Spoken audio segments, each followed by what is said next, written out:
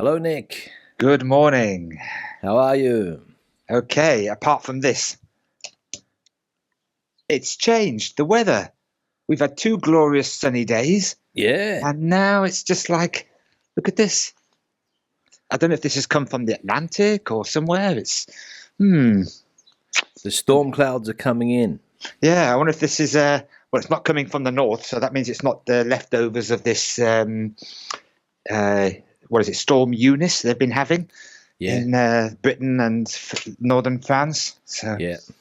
That's it. So the weather's changed. It's been good up until now, Nick. Yes, we've been quite lucky actually in February, so I'm quite happy. Yeah. Very good. Now, what's going on? We haven't spoken for a while. Yes, as usual, bits and pieces of calamities. You know, your viewers call me Calamity Nick for a good reason, as we shall find out. Although, having said that, we have some very good news finally on the car. Yeah. Well, Yes. I think you mentioned the other day that the car is now officially in your name. Yeah. So I'm sure you remember the shenanigans involving some kind of embargo on the car, right? When after I'd done the purchase and the handover. Yeah. So the lady who owned the car, her lawyer, he kind of got off his backside and decided, to actually do something about it. And what he discovered was that there was some document missing to do with the original transfer back in 2004.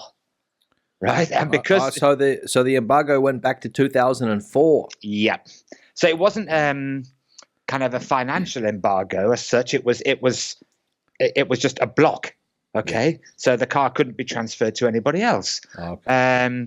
So he ended up going to Mijas Town Hall, and he did have to pay a fee, €75, but that comes out of their side, nothing to do with me. And finally, on Monday, I think it was, they'd promised by the 14th it would be clear.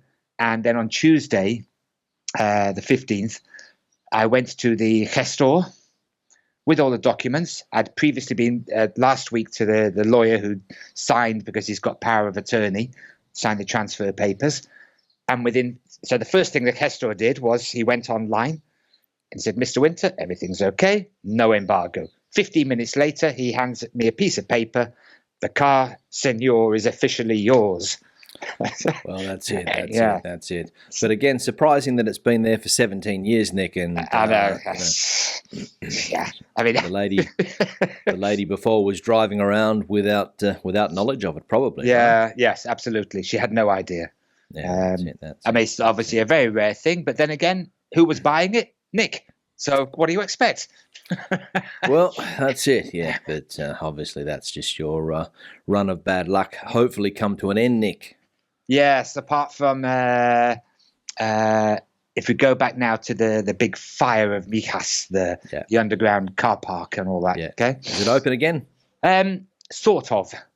They finished just about all the reparation work. They've been doing the painting as well. And although it's not officially open, some people have actually started parking their cars in there. Okay. There's still a bit of stuff to be cleared out. I actually went down there this morning, as it happens, just to have a quick look. And there was only one spot of debris.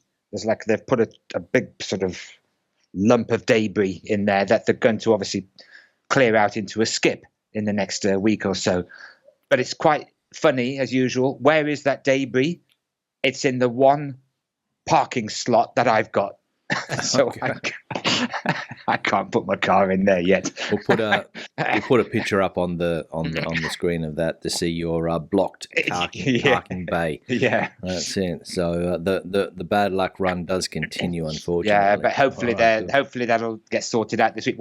The administrator of the community did send an email. I wish I'd kept it actually and double checked the word in Spanish, but where we would say skip. So she was trying to say, a skip is coming. She actually used the word bucket.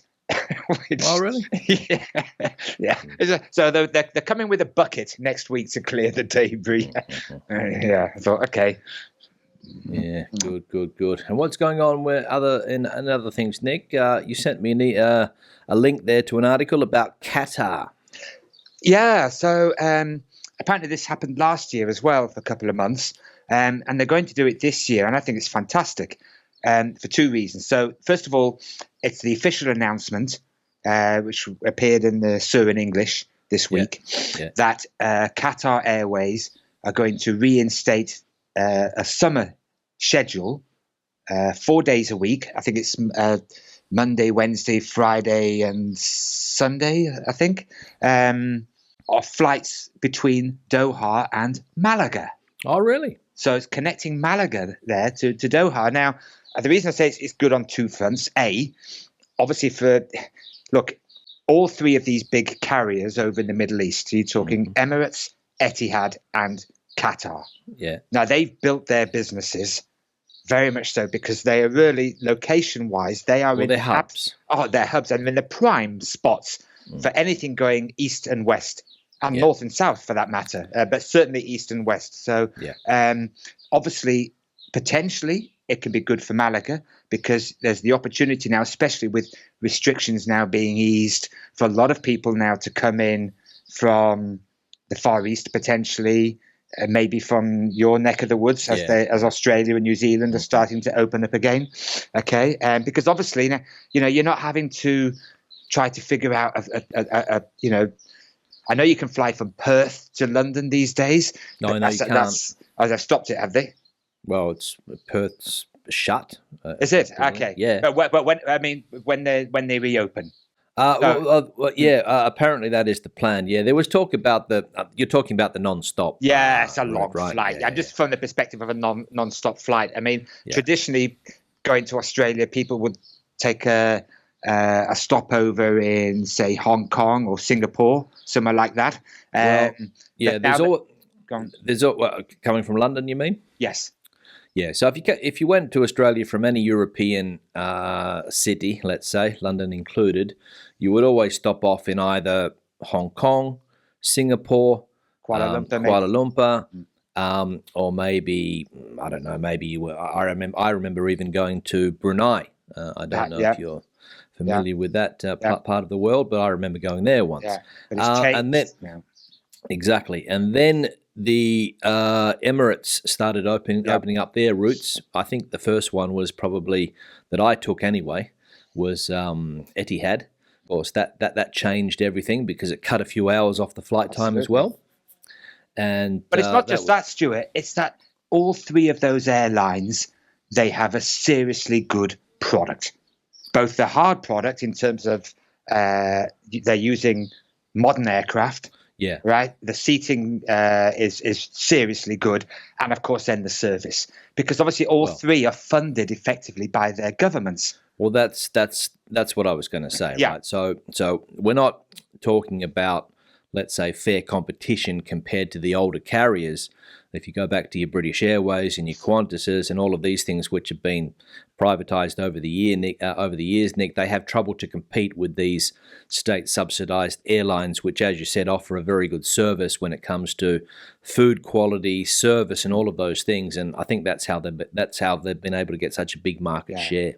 I mean, I've flown Qatar I did it 2 years ago. Went from Madrid to Doha, and then Doha down to Johannesburg. Yeah, and actually, because of this announcement, I'm contemplating doing Malaga-Doha, Joburg in July or August. I'm thinking about it. I've checked out the prices. Not too bad. Business class return, €2,500. Hey, not bad. Yeah, it's not bad at all. And you get that service. Look, I know BA and Iberia can't compete financially, as it were. They're in a competitive market. I mean, they are competing directly with the likes of Air France and Lufthansa, etc. Right, which is fair enough. But as a consumer, well, sorry, I'm going to go with the airline that gives this wonderful service. I've travelled on all three of those airlines, on the Etihad, on the Qatar, and the Emirates, and they're all fairly similar. I remember going on Qatar many years ago, and Actually, there was some flight complications, so I had to stay in Qatar for a few hours, and it's amazing to see those cities. I don't know what Qatar's like now. I imagine it's completely different, but back then it was just basically nothing, and then this big modern part of the city with skyscrapers and fancy hotels. And I did that 2 years ago. Yeah, So I yeah, actually yeah. had a night stopover in Doha on my way to Joburg, and it's quite an incredible place actually, especially built around the marina there. Skyscrapers around. Yeah. And my stop there coincided with their national day, so they were all out and Me about. too. Oh, really? Yeah. So maybe they had more than one national day. I don't know, Nick. But everyone was out with flags in the street, and it was an incredible sight to see. Yeah. Yeah, this would have been Christmas time. Yeah. Yeah, it would have been Yeah. Christmas time. Yeah, exactly. Yeah. I think it's December the December. 19th or something like that. Yeah, so it was on my outbound leg was when their yeah. national day was, and That's it. good atmosphere there. Yeah. Quite a lovely. Well, city. I was on a bus going to the airport, so I didn't really participate much, but it was interesting to see. Yeah. Yeah, I took they have an underground sort of metro system now. Takes you right into the heart of the city. So I had a nice little walk around, and then back to the airport and into the Al Morjan lounge, which is just awesome. It really is. Yeah.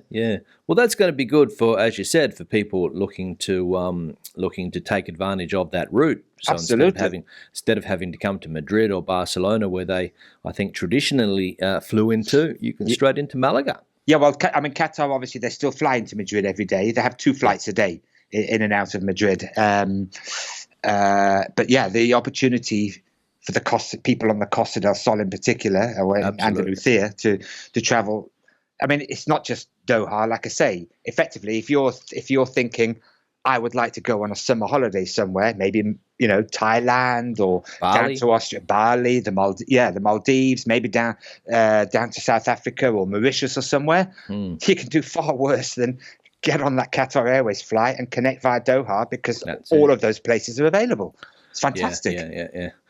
The only negative experience for me of going to those hubs is that I don't know what they're like now, that they might have improved, but I remember Dubai the airport was just too small for the amount of people there. It had just become incredibly busy as a hub, and there weren't even places to sit down sometimes. And well, you're right, and Dubai continues to expand, and it's still busy for sure. Hamad Airport in Doha, it has its busy times, especially late at night. Sort of there's a period of time, sort of midnight through to 3 o'clock in the morning. 1 o'clock in the morning, when one of those flights get in, and then that's when you get your flight down to Australia to get there. Yeah, because the curfew, they have to beat if they don't meet that takeoff slot down to Sydney, wherever, then they have to cancel it until the next day because of the curfew in Australia.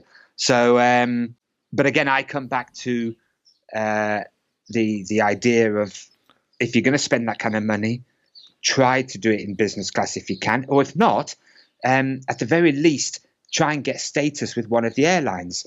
Now, the great thing about Qatar is that it is a member of the One World Alliance. And it's the only one of those 3, by the way, that is a member of one of the alliances. Emirates and Etihad aren't.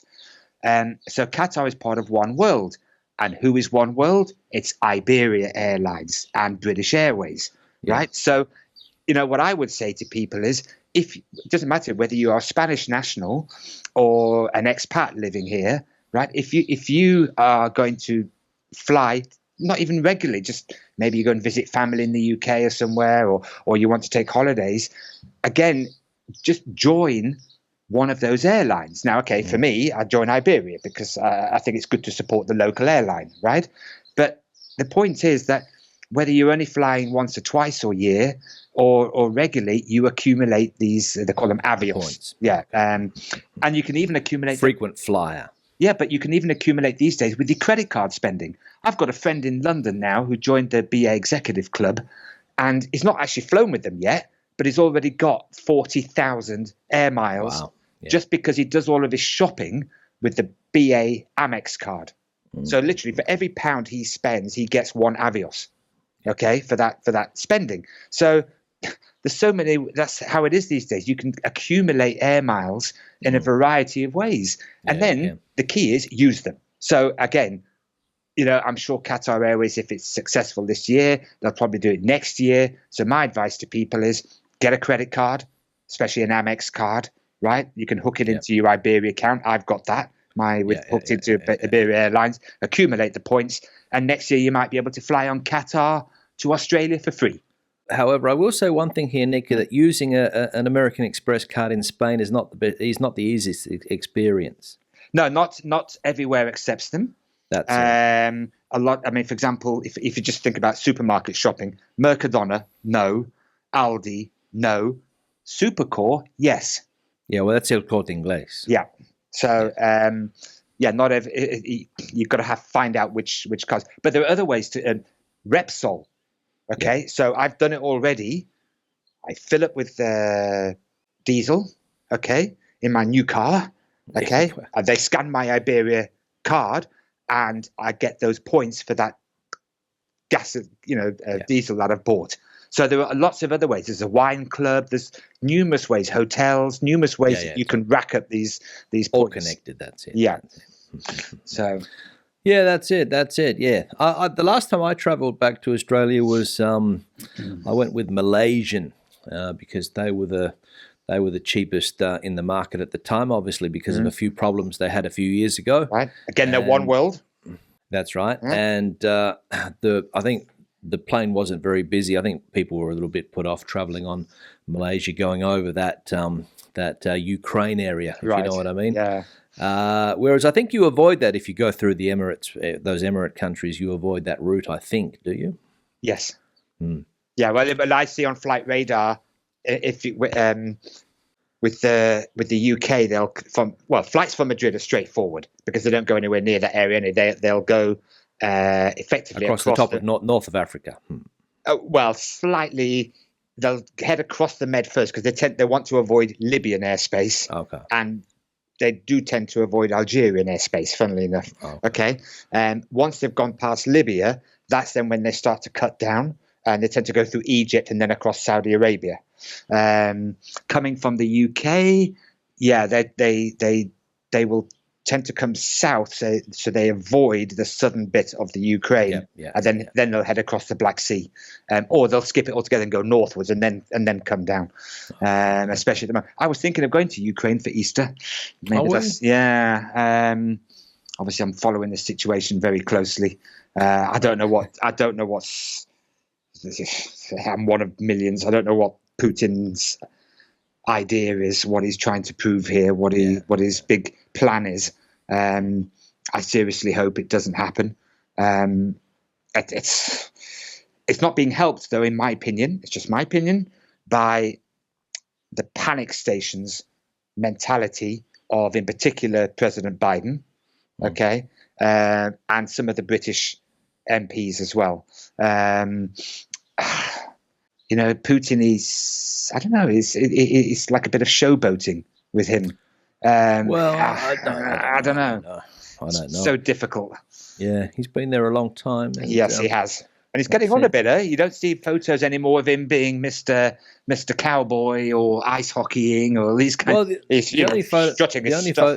the only photos I see now are of him sitting at a table 10 meters away from the next person. So are you referring to the our friend President Macron? Yeah, I saw that photo. That was funny, wasn't it? Yeah, well, even with binoculars. Hello, yeah. Even his own ministers are sitting 4 or 5 meters away from him. So it's a bit strange, but anyway, good, Nick. Anything else that you wanted to talk about? No, just again, some good news, not for me personally, but again down here, which made me think about sort of 30 years ago in my life, the technology park of Andalusia. Yes, Malaga Innovation Hub. Yes. Now I've actually been there and seen it, and it's quite something, actually. Oracle have got a big office down there now. Okay. A lot of high tech companies there, and it's like it's become the focus of Malaga. It's let's pour everything into this. Let's build ourselves. I mean, literally, there's an article I saw where they are wanting to become literally Spain's technology hub. bigger than both Madrid and Catalonia. Okay.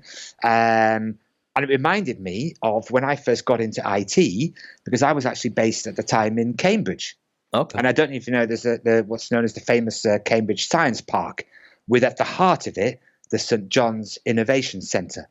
And that's where I got going, okay? And a lot of other companies were in their startup phases at that time, and some of them have become very big indeed. And it just made me think, I love it.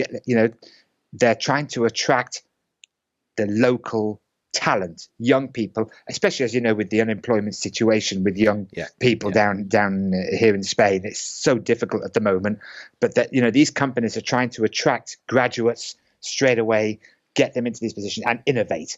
And I like what Malaga are doing. I'm quite hopeful of the future.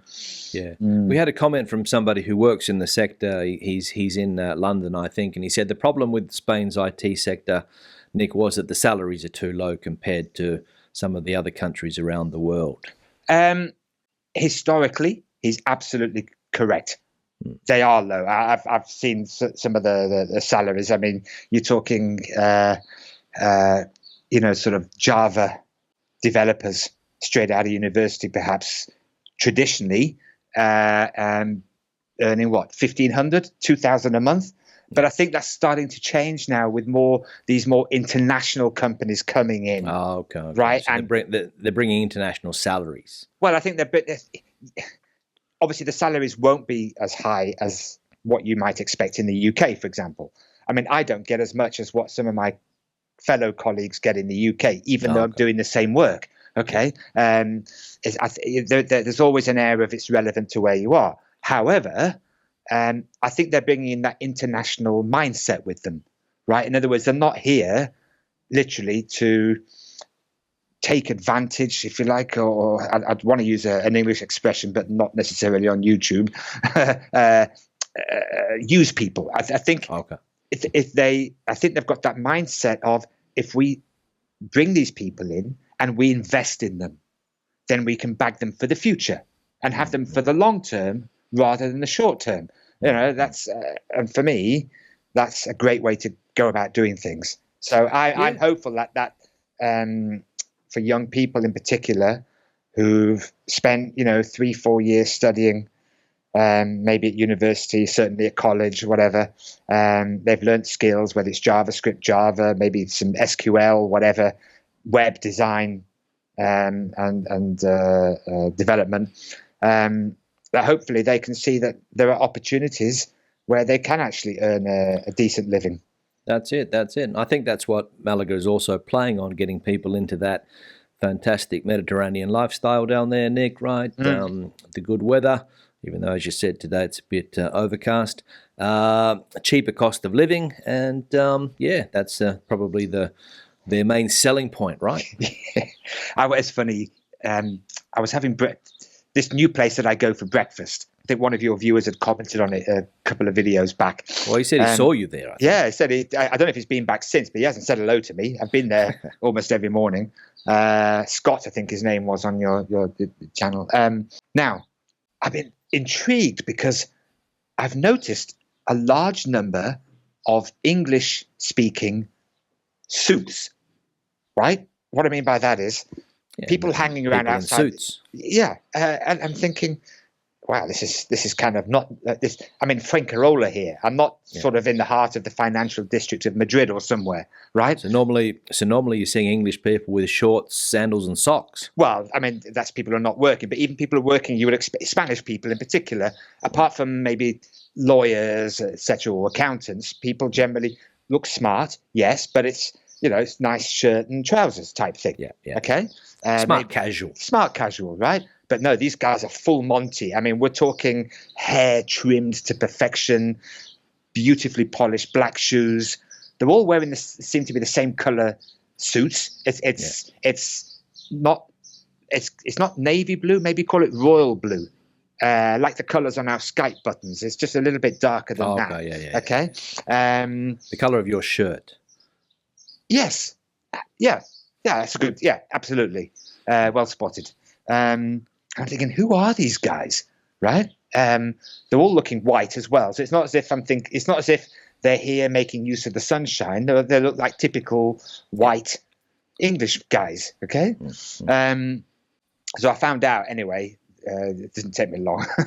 It's a financial company who've got an office here, and they bring these people out from the UK.